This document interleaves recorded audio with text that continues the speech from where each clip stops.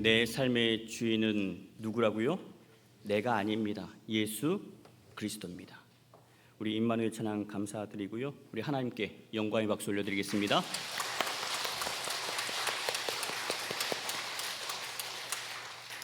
할렐루야.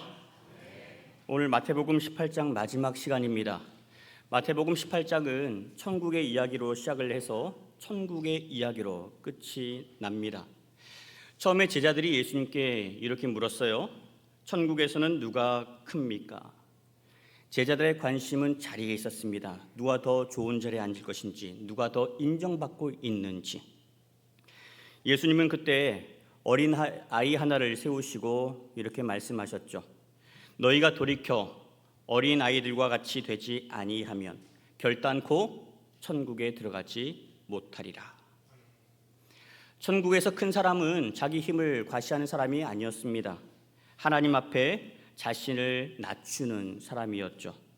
자기 의의를 내세우는 사람이 아니라 하나님의 은혜 없이는 한순간도 살 수 없다고 고백하는 사람이라고 가르쳐 주셨습니다. 이어서 믿음이 약한 자를 실족시키지 말라는 말씀과 함께 잃은 양 한 마리를 찾아 나서는 목자의 이야기를 들려주셨죠. 99마리의 양이 있지만 잃어버린 한 마리를 찾아 나서는 것이 하나님 아버지의 마음이라는 겁니다. 지난 시간에는 나에게 죄를 범한 형제가 있을 때 권고하라 말씀하셨어요. 처음에는 1대1로 권고하고 듣지 않으면 한두 사람을 데려다가 말마다 확증하게 하라. 그래도 듣지 않으면 교회에 말하라. 말씀과 기도로 권면하라는 거죠. 목적은 하나였습니다. 형제를 잃지 말고 얻는 데 목적이 있었습니다. 오늘 말씀은 그 결론입니다. 형제를 얻기 위해서 반드시 거쳐가야 할 길이 있는데 그건 바로 용서입니다. 기독교는 사랑의 종교이자 용서의 종교이죠. 예수님도 그래서 용서를 강조하셨습니다. 그런데 용서는 말처럼 쉽지가 않아요. 왜냐하면 받은 상처가 우리 기억 속에 오랫동안 남아있기 때문에 그렇습니다. 억울한 일 당하고 무시를 당하고 오해받은 일들이 우리 마음속에 켜켜이 쌓여가는데 시간이 지나더라도 이런 것들이 좀처럼 사라지지 않기에 그렇습니다. 오늘을 살아가는 우리 젊은 세대들, 특별히 3040 그리고 4050 세대가 체감하는 피로도는 더 크게 다가옵니다. 직장 생활도 힘들죠. 가정에 와서 자녀를 돌보는 것도 쉽지 않습니다. 그런 가운데 부모 세대와 자녀 세대 사이에서 감당해야 할 책임이 아주 큽니다. 그런 가운데 교회에 와서도 봉사하며 섬깁니다. 그런데 그러다가 관계의 문제가 생기고 나면 이런 생각을 하게 되죠.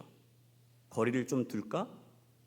내 마음을 지키는 것이 먼저 아닐까 하는 생각이 들 때가 있습니다.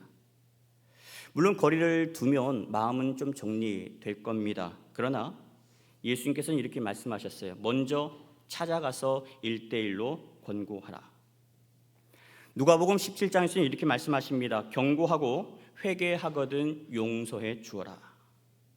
용서는요, 무조건 죄를 덮어주라는 그런 말씀이 아닙니다.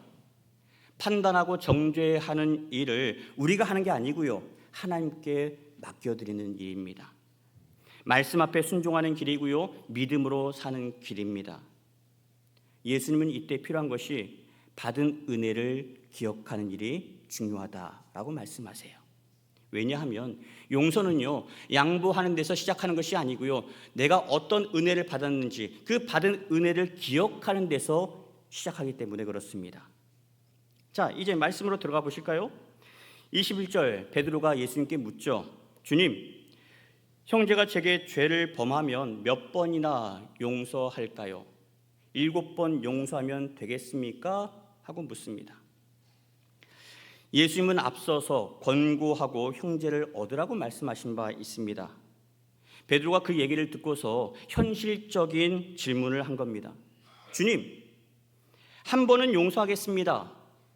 2번도 용서해 보겠습니다. 그런데 만약 이 일이 계속해서 되풀이된다면, 반복된다면 어떻게 합니까? 얼마나 더 용서해야 합니까? 이걸 묻는 거죠. 우리 생각도 비슷할 것 같아요. 예수님, 언제까지 참아야 합니까? 저 사람들은 변하지 않는데 저만 계속 용서하라고요? 이 정도면 할 만큼 한 거 아니겠습니까? 당시 랍비들은 보통 3번은 용서하라고 가르쳤다고 해요. 이 속담에도 참을 인자 3번이면 살인을 면한다라고 하는 그런 속담이 있죠. 그런데 요즘에는 3번 참으면 호구가 된다, 그렇게 얘기하더라고요. 그러면 예수님은 이에 대해서 뭐라고 말씀하시는지 한번 보겠습니다. 자, 22절입니다. 7번뿐 아니라 7번을 70번까지라도 할지니라. 7번을 70번, 490번이죠. 이 말은 490번까지 용서하라, 그런 뜻이 아닙니다. 490번 지나고 491번째부터는 네 뜻대로 해도 좋다, 그런 말씀이 아니에요. 베드로는 몇 번까지 용서하면 됩니까? 라고 물었고, 예수님은 이에 대해서 네가 받은 은혜는 얼마나 크냐, 그걸 살피라는 겁니다. 용서를 숫자로 대하지 말고 은혜의 방식으로 바꾸라는 거죠. 우리도 용서할 때 이런 방식으로 접근해야 합니다. 저 사람이 얼마나 잘못했는지, 나는 몇 번이나 참았는지를 줄곧 계산하곤 합니다. 그런데 예수님은 용서를 계산으로 치부하지 말고 십자가를 바라보라고 말씀하십니다.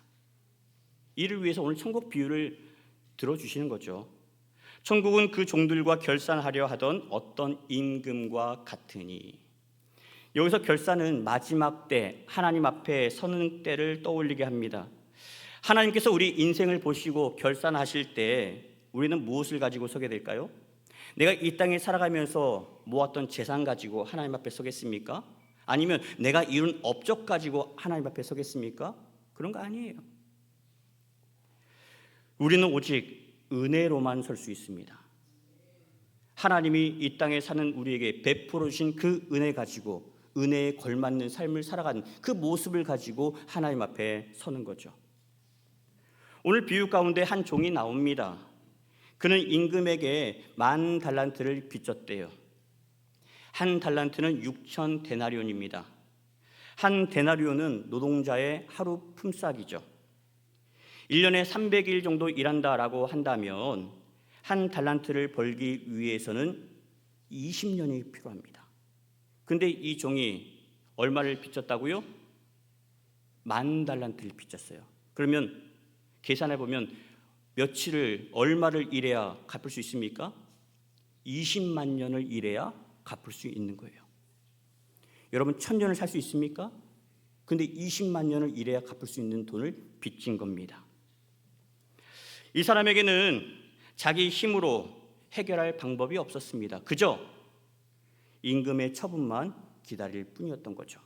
임금이 명령합니다. 그의 몸과 그의 아내와 자식들과 모든 소유를 다 팔아서 갚게 하라.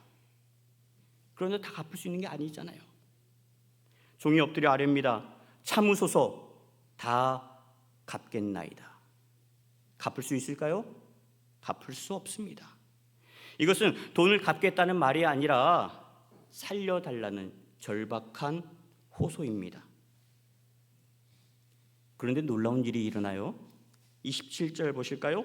그 종의 주인이 불쌍히 여겨 놓아 보내며 그 빚을 탕감하여 주었더니, 임금이 이 종을 불쌍히 여겼습니다. 긍휼히 여겼습니다. 그리고 풀어줬습니다. 그뿐만이 아니라 10,000달란트 빚진 것을 탕감해 주었습니다.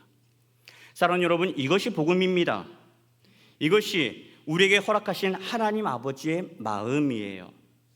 예수님께서 말씀하신 10,000달란트가 뭘 의미하냐면 우리가 하나님 앞에 지었던 죄의 무게를 가리킵니다. 죄의 삭슨 사망이라고 하셨죠. 우리가 그 어떤 노력을 하더라도, 아무리 착하게 살더라도 우리가 지은 죄의 문제는 해결할 수 없습니다. 그런 우리를 우리 하나님께서 불쌍히 여기시고 긍휼히 여기셔서 독생자 예수를 보내주셨습니다. 주셨습니다. 예수님께서 십자가에 달리셔서 흘리신 피로 말미암아 우리의 죄를 용서해 주셨습니다. 우리가 갚은 거 아니에요. 예수님이 갚아주셨습니다. 우리가 해결한 게 아닙니다. 십자가의 은혜로 예수님께서 해결해 주신 겁니다. 우리가 그러한 자격이 있어서 해결해 주신 거 아니잖아요. 하나님이 우리를 불쌍히 여기시고 긍휼히 여기셔서 사랑하기 때문에 해결해 주신 겁니다. 이것이 10,000달란트의 은혜예요. 우리도 예수 그리스도의 십자가 은혜로 갚을 수 없는 죄의 문제를 해결받았습니다. 이로써 사망의 자리에서 생명의 자리로 옮겨졌어요. 그렇다면 10,000달란트 받은 이 종은 이제 어떻게 살아야 합니까? 은혜 받았으니 은혜 받은 자처럼 살아야 옳습니다. 용서 받았으니 용서하며 살아야 옳습니다. 그런데 어떤 모습을 보였어요? 이 종이 일상으로 돌아가는 길에 100데나리온 빚진 동료를 만나게 됩니다. 100데나리온은 100일 품삯이죠. 적은 돈이 아닙니다. 이 종은 빌려준 100데나리온 때문에 여러 가지 많은 손해를 입었을 수도 있습니다. 예수님 말씀은 이때 받은 손해를 네가 기꺼이 감당해야지, 감당해라, 그런 의미가 아니에요. 10,000달란트 탕감 받은 일을 잊으면 안 된다는 겁니다. 은혜를 받았으니 너도 은혜를 베풀 줄 알아야 한다는 거예요. 그런데 이 종은 어떻게 했습니까? 28절 하반절에 붙들어 목을 잡고 이르되 빚을 갚으라 하매. 만나자마자 다짜고짜 멱살부터 잡습니다. 은혜 받은 모습은 사라지고 싸늘한 말로 빚을 갚으라 재촉합니다. 그러자 동료가 엎드려 간구하죠.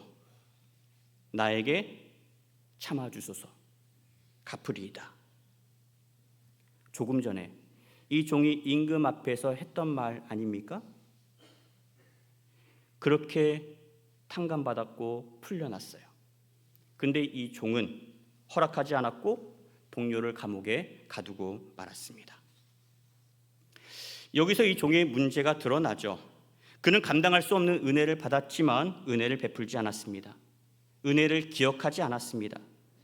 긍휼히 여김을 받았습니다마는 긍휼의 사람으로 살지 않았습니다. 이런 모습이 우리의 안에는 없습니까? 예배 드릴 때는 말씀대로 살겠다고 다짐합니다. 그러나 교회의 문을 나서는 순간 집에 돌아가고 직장에 돌아갔을 때 예전의 내 모습으로 돌아가 있지는 않으셨습니까? 용서해야 된다는 것 머리로는 압니다. 그런데 선뜻 마음을 열지 못할 때도 있습니다. 그래서 예수님께서 천국에 관해 말씀하시면서 거듭거듭 용서하라, 또 용서하라, 용서하라고 말씀하고 있는 겁니다. 천국 백성은 하나님으로부터 은혜를 받은 사람입니다. 그러므로 하나님의 자녀들은 받은 은혜값을 해야 하는 거죠. 하나님께서 10,000달란트의 은혜를 주셨으니, 감당할 수 없는 죄의 문제를 해결해 주셨으니 너희도 용서받은 자답게 살라라고 하는 말씀입니다. 이를 지켜본 동료들이 이 일을 임금에게 가서 알립니다. 자기들이 봐도 너무나 어이가 없는 거예요. 임금이 종을 불러다가 얘기하죠. 32절, 33절 같이 읽어보겠습니다.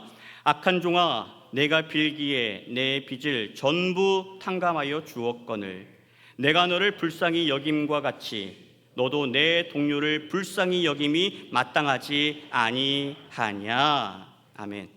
핵심은 이겁니다. 내가 너를 불쌍히 여긴 것처럼 너도 불쌍히 여길 줄 알아야 하지 않겠느냐. 하나님께서 우리를 용서하신 것은요, 우리도 그 은혜로 살게 하는 데 있습니다. 하나님께서 우리를 긍휼히 여겨주신 것은요, 우리도 긍휼의 사람으로 살게 하려고 긍휼을 베풀어 주신 겁니다. 예수님께서 비유를 마치시고 이렇게 말씀하세요. 35절입니다. 너희가 각각 마음으로부터 형제를 용서하지 아니하면 나의 하늘 아버지께서도 너희에게 이와 같이 하시리라. 이 말씀 오해하시면 안 됩니다. 용서는요, 구원받기 위한 조건이 아니에요. 우리가 누군가를 용서했기 때문에 구원받는 게 아닙니다. 구원은 오직 예수 그리스도를 믿는 믿음으로 말미암기에 그렇습니다. 그러나 용서는 구원받은 사람에게서 나타나야 할 열매 중에 하나입니다. 우리가 용서하지 않고 긍휼히 여기지 않고 미워하는 마음을 가지고 있다면 그것은 예수 그리스도의 은혜를 잊고 있다는 영적 사인입니다. 여전히 여러분의 마음속에 풀지 못한 감정들이 있고 여전히 해결하지 못한 그런 일들이 있다면 내가 다시 십자가 앞에 서야 한다는 그런 사인이라는 거예요. 근데도 우리는 이렇게 말하곤 하죠. 예수님, 저는 아직 용서할 준비가 되지 않았습니다. 이 사람만큼은 용서가 안 돼요. 용서할 수 없습니다. 그래서 성령을 보내주셨습니다. 내 힘으로, 내 의지로 용서할 수 없으니까 성령을 보내주신 거예요. 성령께서 내 안에 들어오시면 우리의 마음을 부드럽게 바꿔주십니다. 성령이 임하시면 우리 시선을 형제에게 두지 아니하고 저 십자가에게로 돌려줍니다. 다시 십자가 묵상하라는 거죠. 너희가 어떤 은혜를 입었는지 다시 십자가를 바라보면서 십자가 앞에 엎드려서 돌아보라는 겁니다. 그때 비로소 용서가 이루어지는 거예요. 누가복음 17장에 보시면 예수님께서 용서에 관해 말씀하신 다음에 나병 환자 10명이 고침받는 이야기가 이어집니다. 10명의 나병 환자들이 예수님께 찾아와서 큰 소리로 외치죠. 주여, 우리를 불쌍히 여겨 주십시오. 예수님, 우리를 불쌍히 여겨 주십시오. 이 예수님께서 말씀하십니다. 가서 제사장들에게 너희 몸을 보이라. 예수님 말씀을 듣고 제사장에게 가는 길에 어떤 일이 일어났어요? 10명의 나병 환자들의 몸이 깨끗하게 나았습니다. 할렐루야. 하나님의 말씀, 예수님의 말씀 앞에 순종할 때 이런 놀라운 은혜가 임하게 됩니다. 근데 10명 중 한 사람만 예수님께 돌아와서 감사를 드립니다. 하나님 앞에 영광의 찬양을 올려드리죠. 예수님이 묻습니다. 10사람이 다 깨끗해지지 않았느냐? 그 나머지 9은 어디 있느냐? 예수님께서 인사받으시려고 그들을 찾으셨습니까? 그게 아니잖아요. 은혜를 받았다면 은혜에 합당한 반응이 있어야 한다는 겁니다. 왜요? 은혜 받은 사람이 은혜를 기억하지 못하면 결국 자기 방식대로 돌아가기 때문에 그런 거예요. 은혜를 기억한 사람은 은혜를 베풀어 주신 주께 돌아와서 감사를 고백하게 되는 겁니다. 천국 백성이 고백해야 될 언어에 대해서 가르쳐 드렸습니다. 감고사행, 감사합니다, 고맙습니다, 사랑합니다, 행복합니다. 우리 입술에서 이 고백이 끊어져서는 안 되는 겁니다. 속상한 일이 있더라도 우리 입술에서는 감사가 고백되어야 돼요. 감사가 선포될 때 나는 감사하며 사는 사람이 되는 겁니다. 그러지 아니하고 불평하면 나는 불평한 사람으로 바뀌게 되는 거예요. 그래서 받은 은혜를 기억하라 라고 말씀하고 있는 거죠. 오늘 만달란트 탕감받은 종의 문제도 여기에 있습니다. 그가 은혜는 받았지만 그 어디에도 감사했다는 표현이 없습니다. 여러분 말씀 잘 살펴보세요. 그가 임금으로부터 만달란트를 탕감받고 풀려나고 나서 어디 하나 감사했다는 표현이 있습니까? 감사가 없습니다. 감사가 사라져 있습니다. 긍휼의 여김을 받았지만 긍휼의 사람으로 살지 못했습니다.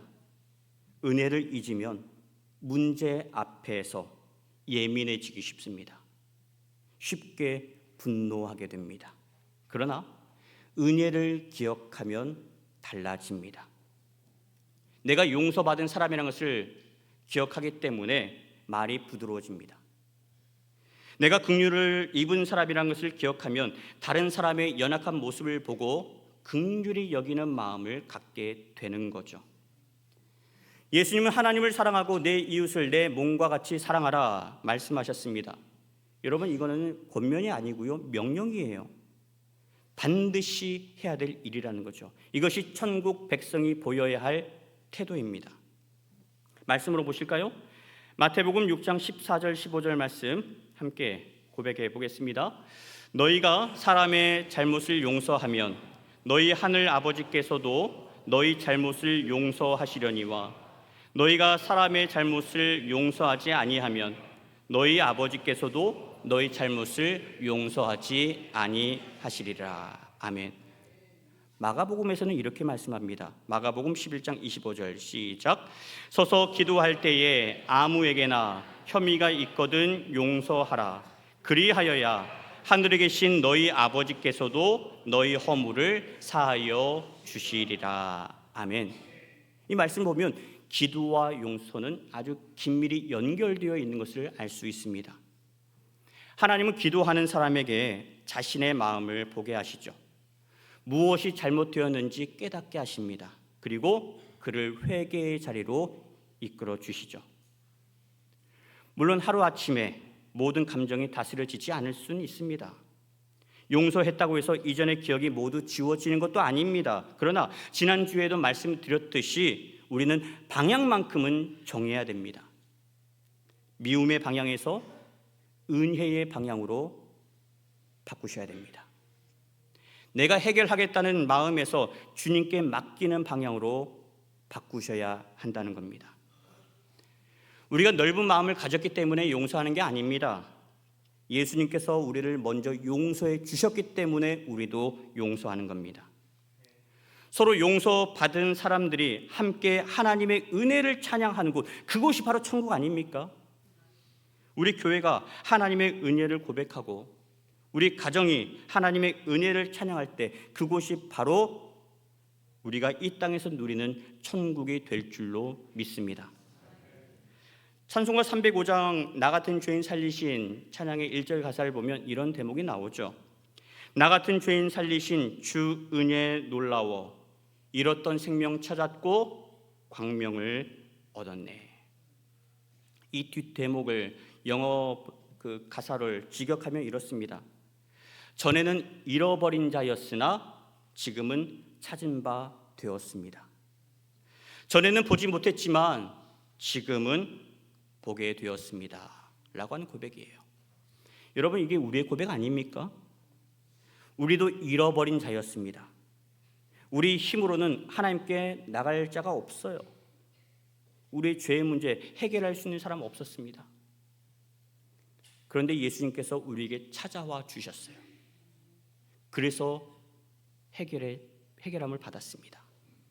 우리가 보아야 할 것을 보지 못하고 살았죠. 세상에 눈이 팔려서, 내 욕심에 눈이 팔려서, 명예에 눈이 팔려서 정말 바라보아야 될 것을 보지 못하고 살아왔습니다. 그런 우리에게 주님이 찾아오셔서 믿음의 눈을 열어주셨습니다. 그래서 하나님이 하시는 일을 보게 해 주신 거예요. 우리는 갚을 수 없는 죄의 빚을 지고 있었습니다. 그런데 우리 주님이 십자가의 사랑으로 그 빚을 탕감해 주셨습니다. 그러므로 이제 우리도 용서받은 사람처럼 살아야 합니다. 은혜 받은 사람답게 말해야 합니다. 긍휼의 은혜를 입은 사람답게 우리도 긍휼히 여기는 시선으로 바라보아야 하는 것이죠. 십자가로 거듭난 사람답게 용서하며 살아야 합니다. 아직도 미움이 남아 있으십니까? 아직도 시기와 서운한 마음, 풀리지 않은 감정이 있으십니까? 그렇다면 주님 앞에 가지고 나오십시오. 저 십자가 앞에 여러분의 속상한 마음들 다 아뢰시길 바랍니다. 주님, 제 힘으로는 안 됩니다. 제 마음을 다스려 주옵소서. 제가 받은 십자가의 은혜를 기억하게 하시고 용서받은 사람답게 살게 하여 주옵소서. 용서는 그럼에도 쉽지 않을 겁니다. 그러나 예수님께서 명령하셨습니다. 그리고 예수님께서 명령하신 그 길을 걷는 자들과 우리 주님이 함께 하십니다. 우리가 말씀 앞에 순종하여 용서의 길로 한 걸음 내디딜 때 하나님께서 우리 안에 더 큰 은혜와 더 큰 사랑을 부어 주실 줄로 믿습니다. 그러니 오늘 말씀 붙잡고 결단하시길 바랍니다. 몇 번까지 용서할까를 계산하지 마시고요, 내가 얼마나 큰 은혜를 받았는지를 헤아려 보십시오. 내 감정 대신 십자가를 바라보시고 내 억울함 대신 주님의 긍휼을 붙잡으시길 바랍니다. 이로 인해서 우리 가정 가운데 용서의 은혜가 함께할 수 있길 바라고, 우리 구역이 하나님의 긍휼하심을 찬양하고 우리 제주 동부교회 모든 성도들이 이 땅에서 천국의 평화를 누리는 복된 공동체 될 수 있기를 우리 구주 예수 그리스도의 이름으로 간절히 축원합니다. 말씀을 기억하며 함께 찬양하겠습니다. 내가 먼저 손 내밀지 못하고 내가 먼저 용서하지 못하고.